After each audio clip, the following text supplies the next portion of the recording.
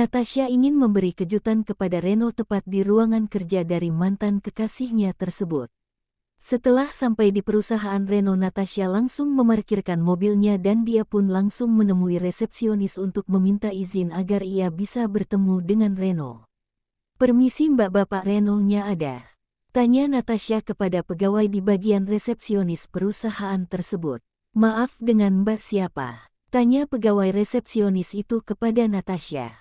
"Dengan Natasha. Saya ingin bertemu dengan Bapak Reno, tolong kabarkan kepadanya bahwa saya ingin bertemu dengannya," ucap Natasha kepada pegawai resepsionis tersebut.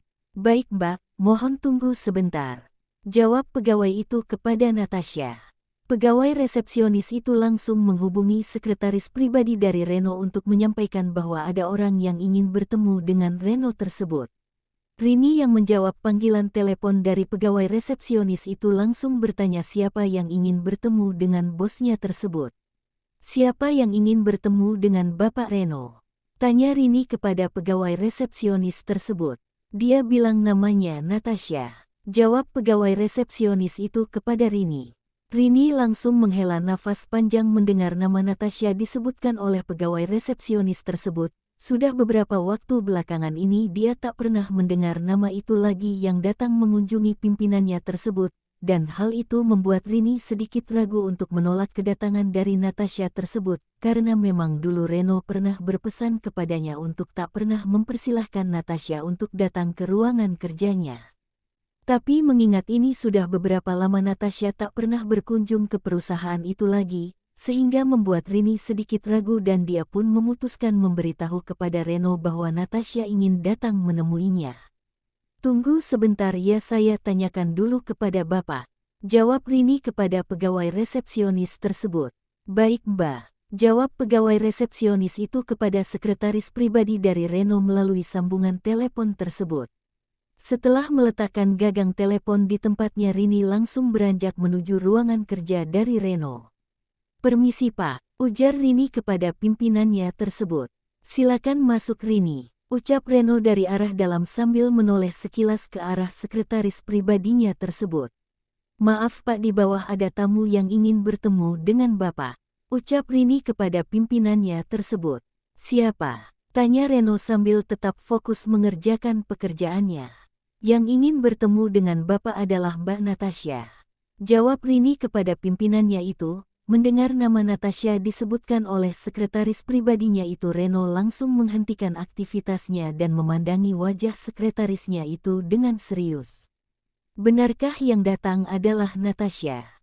tanya Reno memastikan. "Benar Pak, pegawai resepsionis yang menelponku dan mengatakan bahwa di bawah ada Mbak Natasha yang minta izin untuk bertemu dengan Bapak," jawab Rini kembali. Reno sedikit penasaran apa maksud kedatangan dari Natasha ke perusahaannya sehingga dia pun memerintahkan sekretarisnya itu untuk mempersilahkan Natasha masuk ke ruangan kerjanya.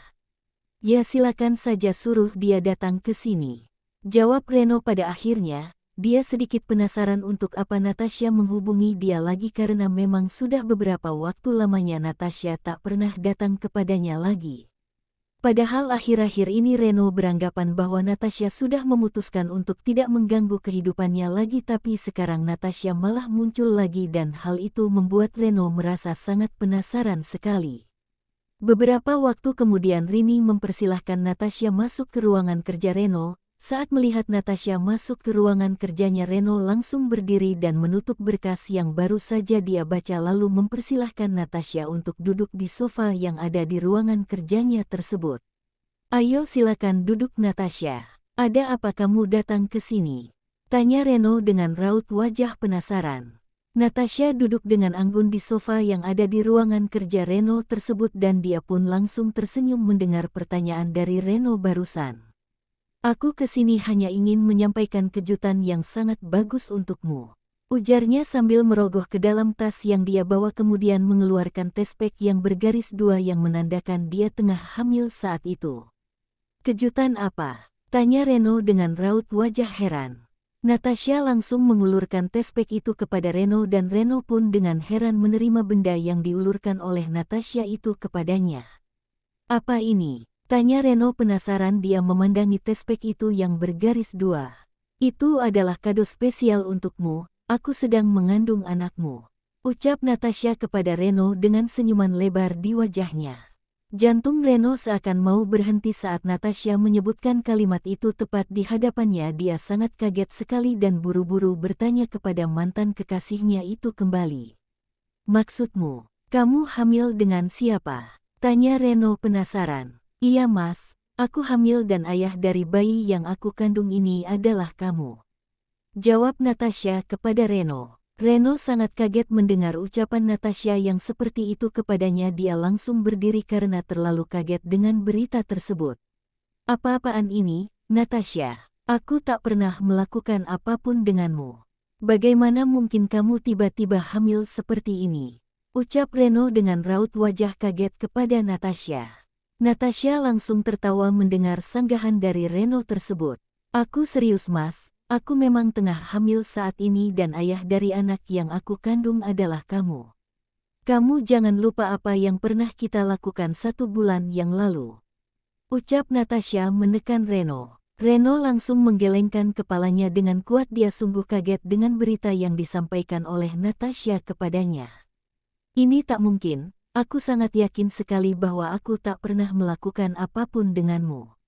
Mana mungkin bayi yang kamu kandung itu adalah darah dagingku?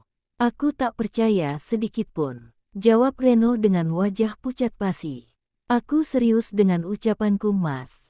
Bahwa aku tengah mengandung darah dagingmu dan tujuanku datang ke sini adalah meminta pertanggungjawaban darimu.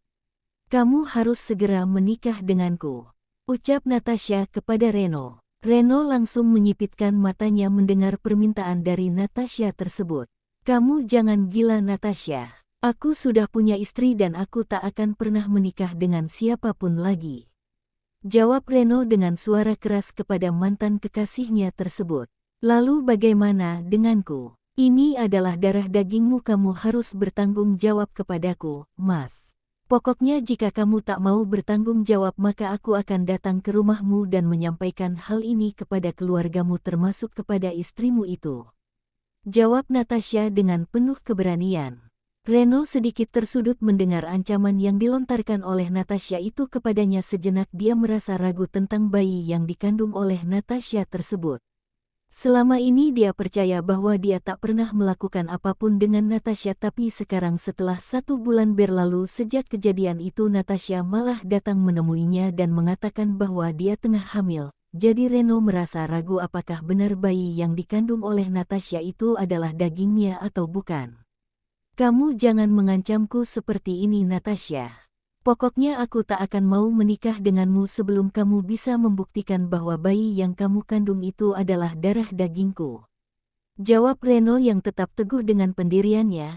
Dia berusaha meyakinkan dirinya bahwa apa yang ada di hadapannya itu bukanlah kesalahannya. Bahwa anak yang dikandung oleh Natasha bukanlah adalah dagingnya. Walaupun ada sedikit keraguan yang tiba-tiba muncul di hatinya.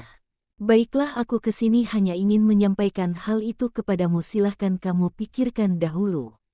Aku akan memberimu waktu 3 hari untuk berpikir, setelah 3 hari aku akan menemuimu kembali dan meminta tanggung jawab darimu.